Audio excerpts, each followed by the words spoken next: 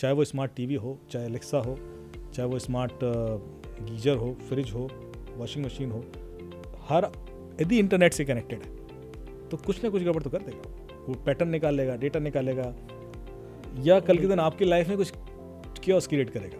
मैंने आपको ये बताया था ना कि एक का एसी, जैसे कि आप मोबाइल फ़ोन से स्मार्ट एसीज जो हैं वो कॉन्फ़िगर कर सकते हो, कंट्रोल कर सकते हो। तो किसी ने किया और एक को इतना डरा दिया कि वो उसको तो हार्ट अटैक आने वाला था।